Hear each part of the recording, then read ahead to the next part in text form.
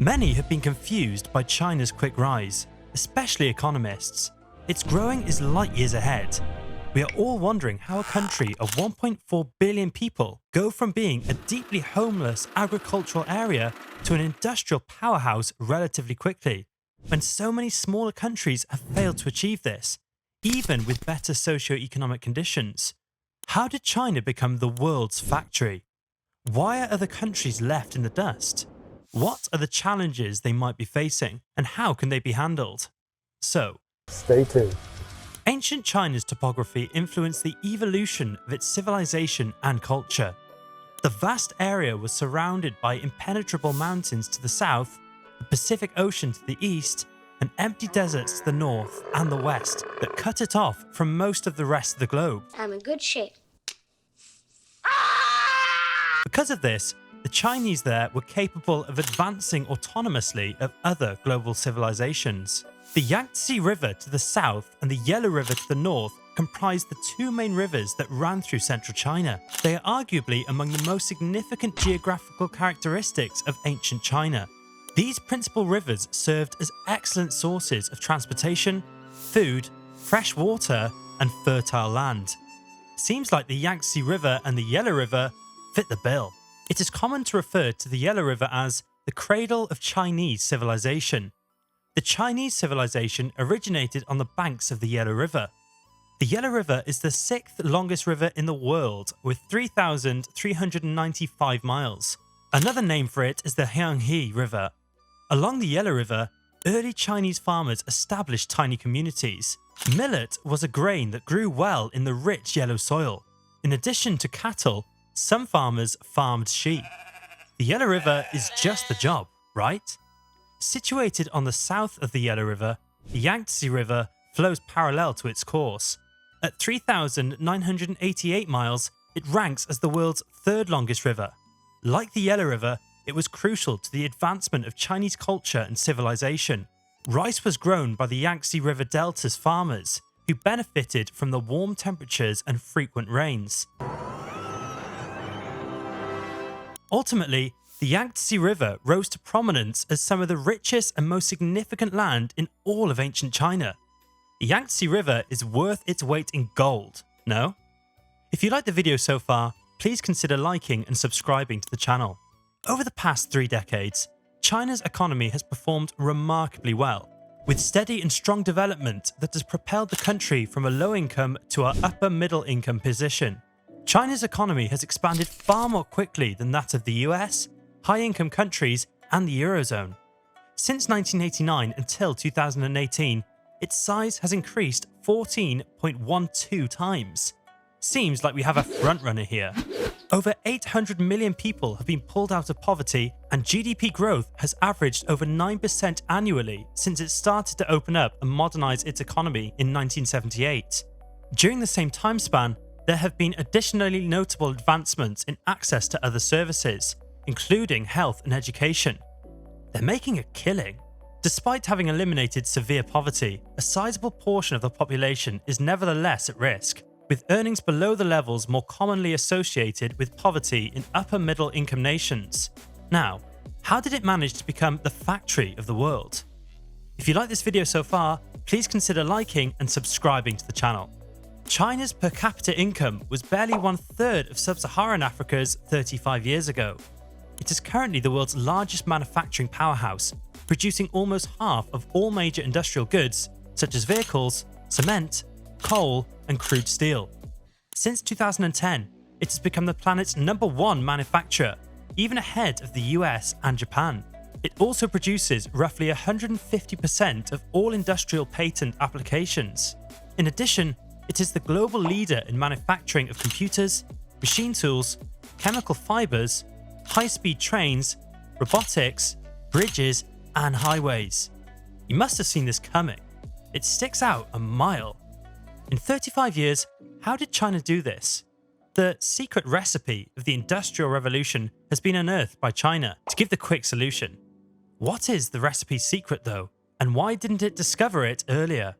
there is no secret ingredient. Possibly even more consequential than the discoveries of fire in agriculture, the British Industrial Revolution was one of the most major social shifts in human history. Nearly every country has attempted to imitate the British Industrial Revolution due to the seemingly miraculous rises in living standards and national income, among other reasons. Regretfully, only a select few nations, North and Western Europe, the US, Japan, and the Asian tigers, which include Singapore, Hong Kong, Taiwan, and South Korea, have been successful. For China, it seems like this secret recipe ticks all the right boxes. In fact, under leader Deng Xiaoping in 1978, China began its economic reforms in a progressive manner. The fundamentals of this strategy have been to preserve government stability and climb the industrial ladder by moving from light to heavy industries and from capital to labour-intensive production. It wasn't a flying start. Before the United States took over, the British Empire traditionally controlled the global economy. A faltering US economy currently creates the conditions for China to take position as the leader. The second largest economy in the globe, its GDP surpassed the American GDP, and this trend seems to continue even until 2030. It should take use of its momentum to grab this unique chance to dominate the international economy. It's like they're cooking the US's goose. There are challenges associated with leading others. First and foremost, it has to take note of the globalization errors committed by the West. The production and distribution of wealth is the most significant lesson.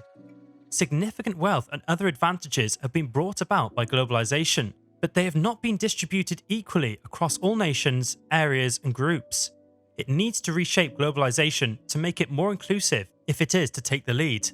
If nothing else, there should be a decrease in the disparity between rich and poor nations. Otherwise, globalization would be a dead duck. China ought to collaborate with different nations in search of fresh endeavours to propel globalization. With the internet and money, technology is bringing fresh waves of globalization.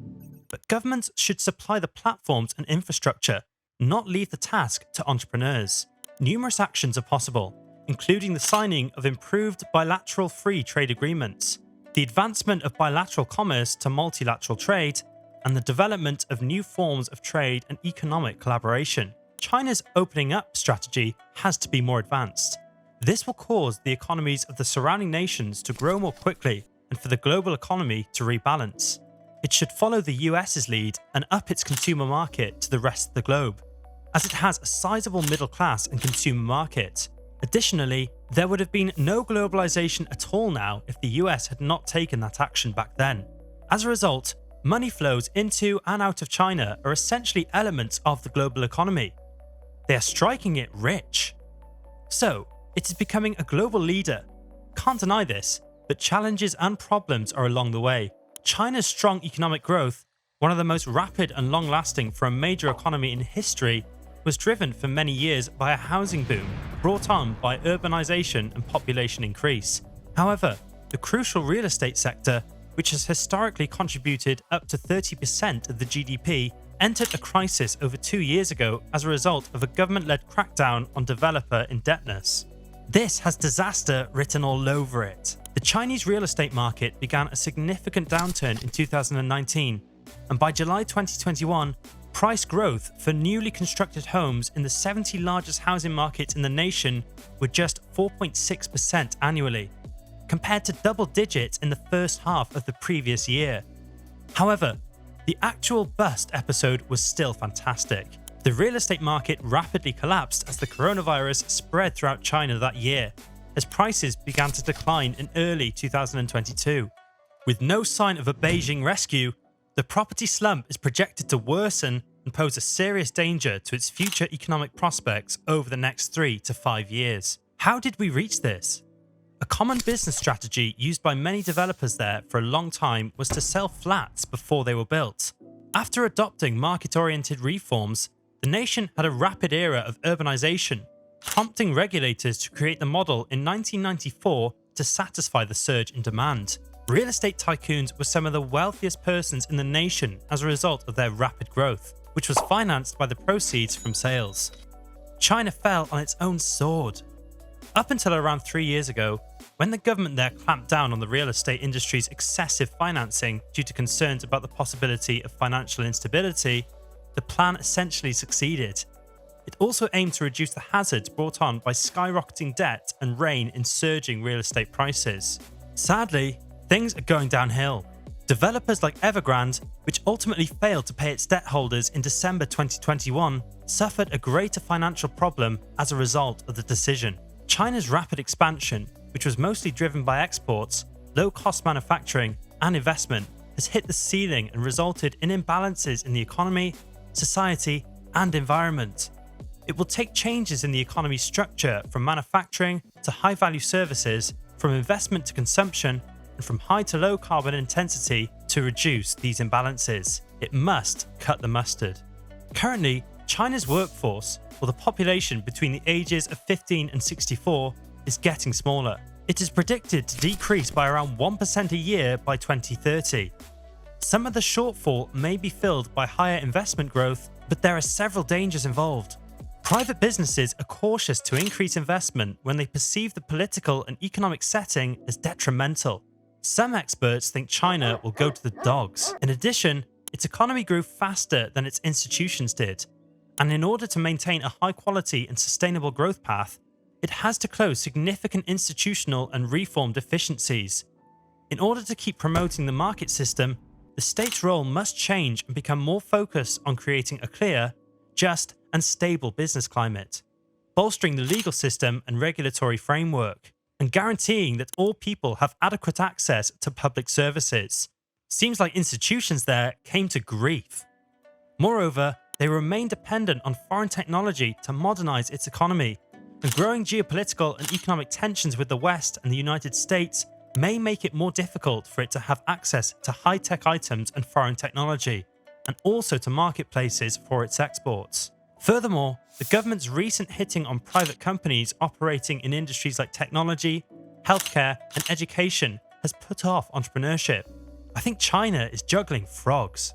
Making predictions about China's growth prospects is a risky endeavor.